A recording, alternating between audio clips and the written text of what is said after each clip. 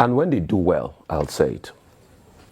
And I can only imagine what Minister Wale Edun went through to get this passed. I'm sure a lot of centripetal forces and centrifugal forces in this government, if they had seen this coming, they would have been mounted roadblocks.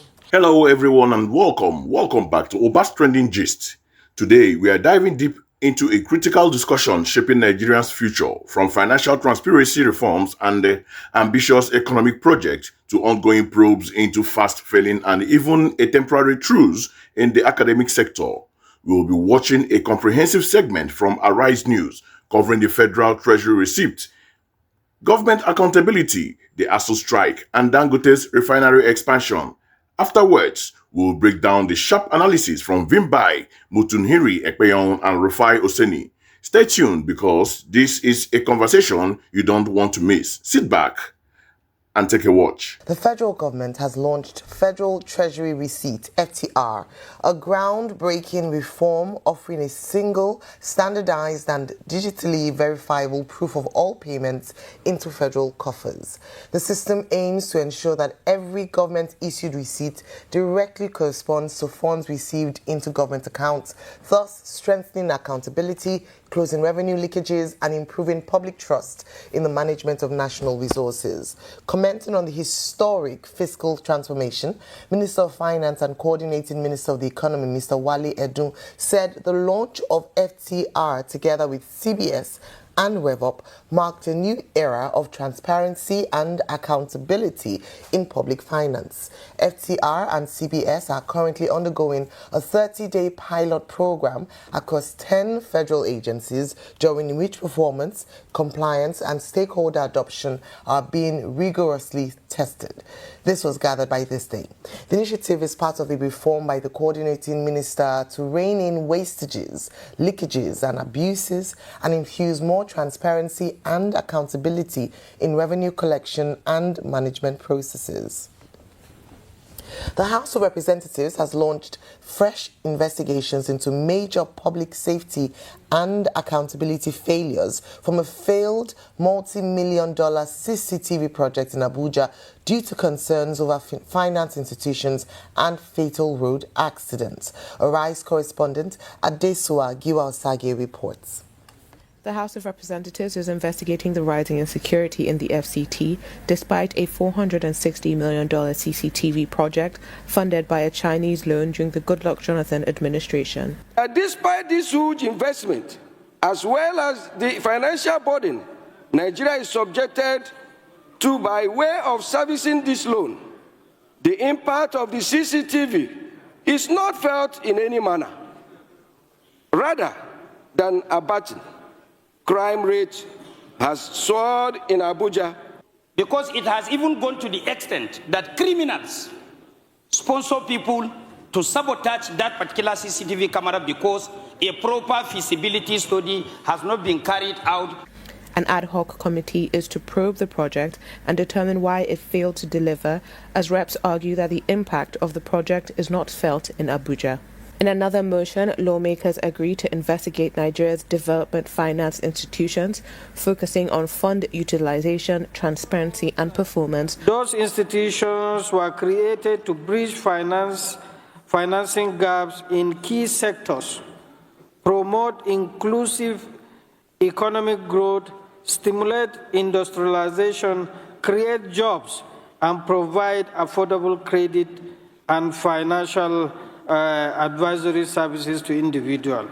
The House also moved to address deadly tanker explosions and fatal accidents along the Bida-Lambata Road in Niger State. Further concern that the continued neglect of this vital highway has resulted in frequent gridlocks, destruction of goods, loss of productive hours, and severe hardship for commuters and residents, while turning the road into a death trap for motorists, tanker drivers, and traders. Adesua Giwa-Osage, Arise News, Abuja. Meanwhile, the death toll in the tanker explosion that occurred in Kacha local government area has risen to 42, while more than 60 people are critically injured and receiving treatment in hospital, according to the Niger State Emergency Management Agency, NSIMA. Residents blamed the poor condition of the Bida Badegi Agay Road for the accident, urging both federal and state governments to urgently rehabilitate the highway to prevent further loss of lives. Governor Mohammed Bago of Niger State has condoled with families of the victims and has directed those injured to be transferred to the teaching hospital in Gwagwalada in the Federal Capital Territory for medical attention.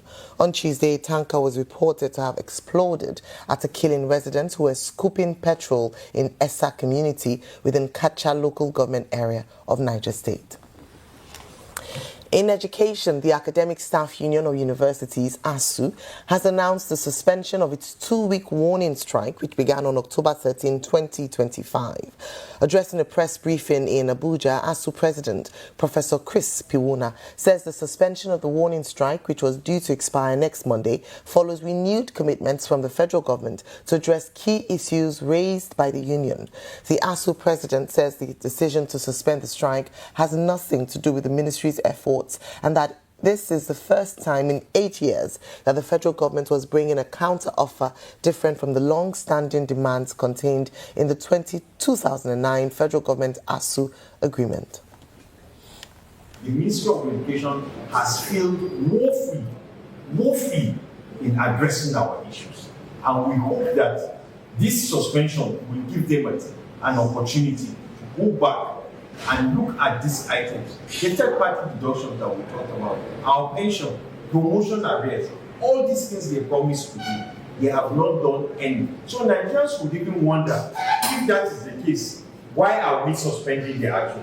But we are suspending the action because we have seen goodwill on the part of the government team, and the appeal by individuals, the Deputy Senate President, personally discussed this matter with us.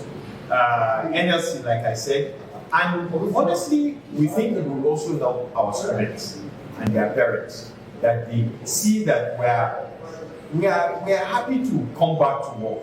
We are ready to resolve this matter, and if it is looked from that perspective, I think even our members will understand why we have to take this decision. As you are aware, the minister was not in the country when all this was happening. He's back, and we hope that he will look at that issue of no work no pay. But to be honest with you, the issue of no work no pay was a non-issue to us. It was not something that played any role in our decisions. And we even think that it was, whether it is lack of advice or we really can't place our fingers on why the Ministry of Education took that action on day one, which shows bad faith. They were not ready to discuss with us. And so they decided they were going to issue threats. Well, we were not threatened. Like I said, we've taken this action based on those who have appealed to us, and we believe that this atmosphere is suitable, is conducive for our further discussions with the alleged Yahya Ahmed. And our final stop today is with oil. The 650,000 barrels per day Dangote Refinery is set to more than double its current refining capacity to about 1.4 million barrels per day, becoming the world's largest refining facility and surpassing the 1.36 million barrels per day refinery in Jamnagar, India. President and founder of the Dangote Industries Limited, Aliko Dangote, told S&P Global Commodity Insights in an interview that the management of the $20 billion refining and petrochemicals complex is also thinking of altering its current business model and is set to list up to 10% of its shares by next year.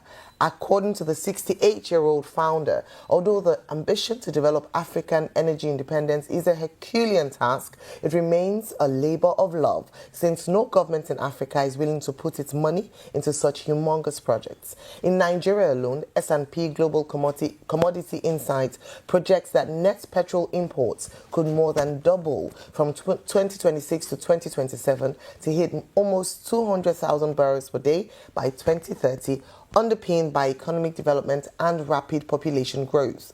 In July, Dangote unveiled plans to expand the refinery from its current 650,000 barrels per day to 700,000 barrels per day by the end of the year. Now the target is to reach 1.4 million barrels per day with no specified date. That's it. Okay, congratulations. It looks like despite how Herculean a task it is and how the humongous price being paid, Dangote Refinery is not resting on its oars. But beyond that, good news, ASUU has suspended its strike. That's good. I will discover why in a moment, with an analysis. There are also, a few other stories around the work that the House of Reps have been doing. We've been focusing on them in recent times, and that is really good. Being able to see the outcome of what the lawmakers have been able to discuss, deliberate, and hopefully achieve. Vimba, your take on these stories? Several stories, but I'll just take a couple this morning. First of all, we congratulate, Alhaji Aliko Dangote for continuing to have such a resilient spirit even in the face of such challenges, so much resistance to his plans and all that he's trying to do. One has to truly acknowledge that indomitable spirit that forges forward. Even when you hear the report of the number of incidents of sabotage from Nigerian staff that they've had, he still continues to push forward, and that's the spirit we all need to imbibe. And I hope that we can all come together to ensure that the spirit of sabotage, if I may call it that, from our own is something that becomes a thing of the past, and we all join hands in making sure that initiatives, businesses, organizations that move the country forward, move forward, and we can all be on in one accord with that. But let me begin with issues around financial accountability, especially fiscal accountability, as of course this news comes this morning that the Ministry of Finance and Coordinating Ministry of the Economy are ready to roll out. In fact, they've already done a pilot of the Treasury receipts that will allow for the digitization of revenue. This is a very positive development because we all know that one of our biggest challenges is the issue of leakages. But beyond leakages, I think there's a bigger ecosystem that needs to be addressed. First, let's touch on the issue of leakages. In the dailies today, there's an issue about $850 billion of unremitted crude oil proceeds that were not brought back into the national coffers from 1996 to 2014. If you look at that figure, you realize how deep we are with regards to leakages. Now, as much as this is export, it's not necessarily all entirely revenue that's coming to the tax authorities, but you can only imagine what percentage of that would be coming into government coffers and should be translated into some sort of fiscal action. So any move to block leakages is a fantastic step in the right direction. It's a developmental achievement. However, in doing so, there are two things that work hand in hand. There's the revenue efficiency, and then there's how that money is spent. Now, if we take a walk down history lane and we look at the relationship, how the breakdown in tax legitimacy happened in this country, it started from the colonial era. Now, we know that the colonialists were superb at raising money. They sent a lot of that money home to their country, but they used a lot of that money for infrastructure development. In fact, to this day, a lot of the infrastructure that we have in this country can still be accredited to development that happened during the colonial times. What was the problem? The problem is that there was no social contract. So you can't have development, you can't have roads, railway, all these beautiful things that look good on paper without a robust social contract. Social contract goes beyond building edifices, bricks and mortar. Social contract is about ensuring that citizens are taken care of, whether it be security, whether it be ensuring that human rights are observed, whether it be just ensuring that basic amenities are provided for. So now the buck is now on the table of the government, who have now passed several tax laws and are now optimizing the system that will be able to ensure that revenue collection is efficient. Now, how is that money going to be spent? It's up to the government to be able to validate the fact that even though I'm paying for I'm supplying myself with water, I'm supplying myself with electricity, I'm supplying myself with security, that even though I'm doing all of those things, my payment of taxes is still a legitimate exercise. Now, that is what needs to happen. Beyond that, if you look at some of the sectors, because as much as the tax bill has been passed, the nitty-gritty of the details are starting to come out now. And some of them are causing a little bit of concern with some people. One of those is the capital gains tax. Now, we know that the stock exchange is one of the places that's seeing a lot of positive performance right now. I know Reuters brought a story around that yesterday. The Nigerian stock exchange is doing fantastically well. But the capital gains tax is of concern if it does come in January, because there are concerns that it will take too much away from the progress that's being made with the stock exchange, and it might take away from that investment that's happening in that sector. So I think it's important to balance the responsibility of collecting those taxes with the duty of service delivery. Very quickly on the CCTV, $460 million, again, financial accountability. Now, this is a loan from the Goodluck Jonathan era. This loan was probed in 2019. It was probed again in 2023. So this is not the first time this is coming up to the fore in conversation around CCTVs in Abuja. I hope that this time around this investigation will be able to get down to the crux of the status of this project, because this loan that was taken from China Exim Bank is being serviced, but we're not seeing commensurate service delivery. Where are the CCTV cameras? What happened to the money? Because we are paying this money back as we speak. I yield the floor. All right. Yield to you, Rufai. Yes, this morning I would like to clap for the Tinubu government. And that's a good one. And that's a symbolic gesture. Because the thrust of every government should be accountability. And when they do well, I'll say it. And I can only imagine what Minister Wale Edun went through to get this passed. I'm sure a lot of centripetal forces and centrifugal forces in this government, if they had seen this coming, they would have been mounted roadblocks. But Mr. Wale Edun passed it. And commendations to Mr. Wale Edun and the Tinubu government this morning. And it's beginning to make sense. Maybe this was what he did to get some of the attacks he got recently. I don't know. I'm just thinking out loud. Having this DevOps system where there's transparency and accountability as regards government receipts is a step in the right direction, because we have constantly tried to tackle the problem of accountability. Many years ago, we had something called the Oronsaye reports, which was also talking about streamlining government to be able to bring about shrewd management and accountability. In fact, we had the TSA, the single treasury account, so that monies will be able to come in, so that we're able to have a level of accountability. This one, with this ecosystem, which I think also should be made available to the public, is going to give you a real-time breakdown of governmental agencies and ministries. Let's even see what they are making real time. And let's see how they are remitting all of this. This will remove the parapoism and the brickbats some agencies do in this country. Anyway, we came from an era where agencies had multiple bank accounts, and God knows the corruption that goes on there. Even when the Auditor General audits and brings out the report of the shenanigan, nothing is done. So this we put in direct light, and this will also aid our job as journalists.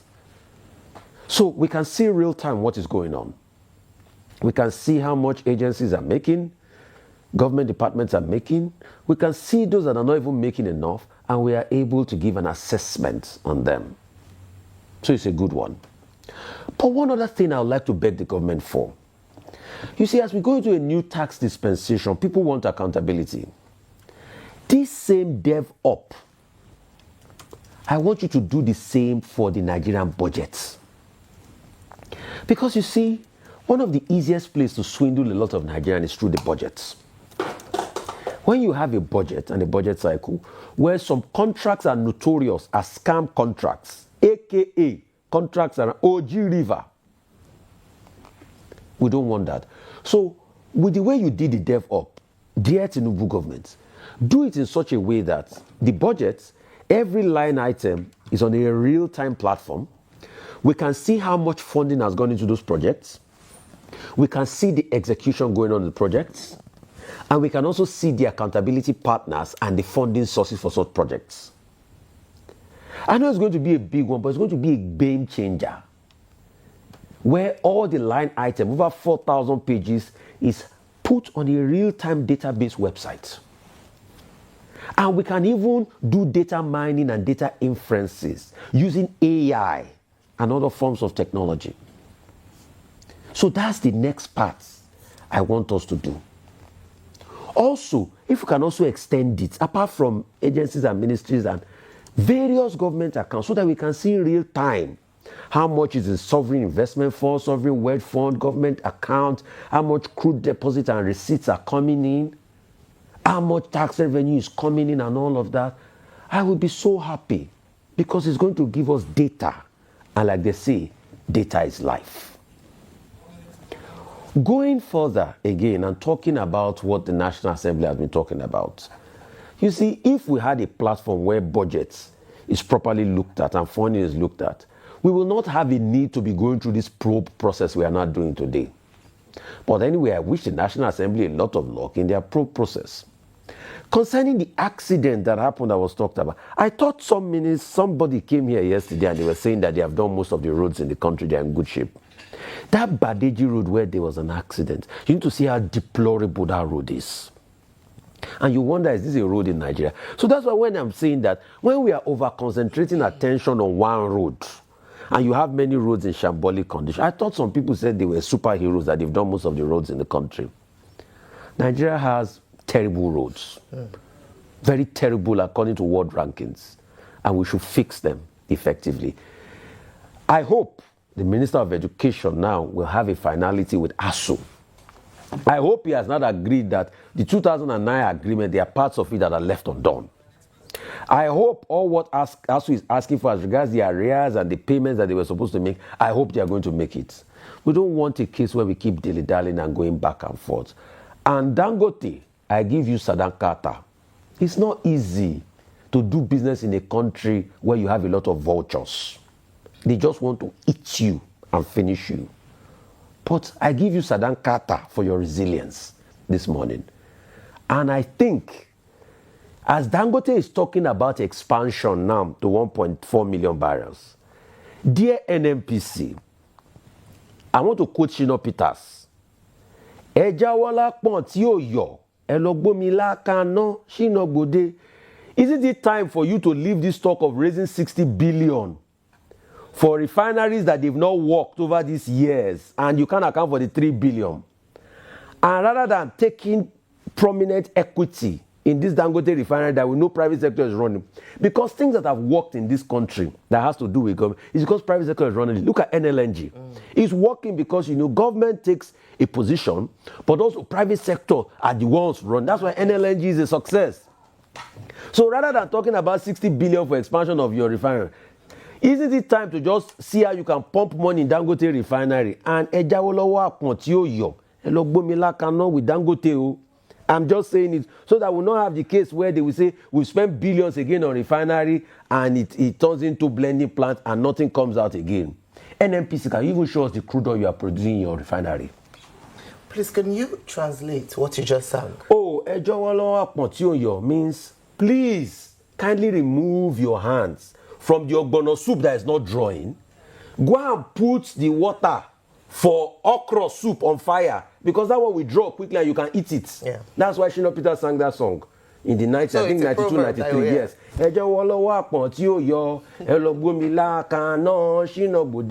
was from the album in 91, 92, 93. You're just making me hungry. Thank you. Okay. That was a packed segment with crucial insights into Nigeria's current landscape. From the Federal Treasury Receipt to the ongoing probes and the economic developments. There's a lot to unpack. Let us dig into what Wimbai and Rufai had to say. Wimbai highlighted the Federal Treasury Receipt as a significant step towards blocking financial leakages.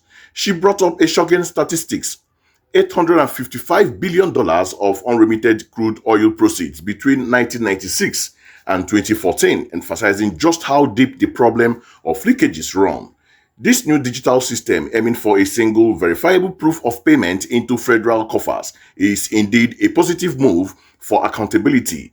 But Wimbai also stressed the importance of the social contract, the idea that citizens pay taxes and in return, the government must deliver essential services like security and basic amenities. These points resonate deeply when we consider the failed $460 million Abuja CCTV project, a Chinese-funded loan that, despite being serviced, hasn't delivered on its promise of improved security. Rufai Oseni echoed the commendation for the Federal Treasury Receipt, calling it a step in the right direction. For the Tinubu government, especially in fostering transparency, he believes this new system will provide a real-time breakdown for what governmental agencies and ministries are making, helping to expose corruption and inefficient entities. This direct accountability, he argues, will be transformative. He then pushed for this real-time data approach to be extended to the entire national budget, down to every line item, including funding sources and the execution details. This, he argues, would prevent notorious scam contracts like AA contracts and OGI River projects, which we've seen drain national resources without delivering results. He pointed to the deplorable state of roads like the Bedegi Road in Niger State, where a recent tanker explosion claimed 42 lives, as a stark reminder of the urgent need for infrastructure development. Rufai also touched on the ASUU strike, expressing hope for a definitive resolution to the long-standing issue, and of course, his powerful Yoruba proverb. I can't say this because I will bite my tongue, but let me just tell you the meaning. Please remove your hand from the honey pot that isn't yours. Let's put the water in the fire so the okra soup can draw quickly for the sake of fairness. Perfectly captured the sentiment for transparent and swift action against corruption. What do you, our listeners, make of these points? Do you agree with Wimbai and Rufai's analysis? You have that to answer. So now for my critical take on this whole issue. Taking a step back, the discussion around the Federal Treasury Receipt and the various government probes highlights a crucial juncture for Nigeria.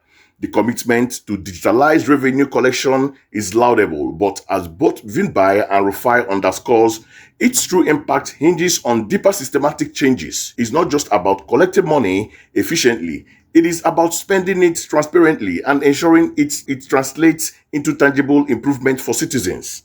The persistent issue, like the non-functional Abuja CCTV project and the dilapidated Badeji Road, are not merely isolated incidents. They are symptoms of a broken social contract where funds are allocated, loans are taken and served, but the expected benefits simply don't materialize. This erodes public trust and fuels the very leakage and corruption the new FTRO aims to combat. Rufai's call for extended real-time data to the entire national budget is a critical next step. Imagine a scenario where every citizen can track how their tax money is being spent, from allocation to execution, holding government agencies accountable for every naira. This level of transparency, coupled with severe consequences for misappropriation, could be a game changer Nigeria desperately needs. The situation with ASUU also reminds us that investing in human capital and education is equally vital for national development. The government's renewed commitment to address their demand is a positive sign, but sustaining that commitment with concrete action is paramount. Ultimately, while technology can provide the tools for accountability, true change will require unwavering political will, citizen engagement, and a collective determination to fight against the vultures that threatens Nigerians' progress. That's all for now on Oba's Trending Gist. Thank you for joining this vital conversation. What are your thoughts on these developments? Let us know in the comments below. Don't forget to like this video, subscribe to Oba's Trending Gist for more in-depth analysis, and hit that notification bell so you never miss an update. Until next time, stay informed and stay engaged.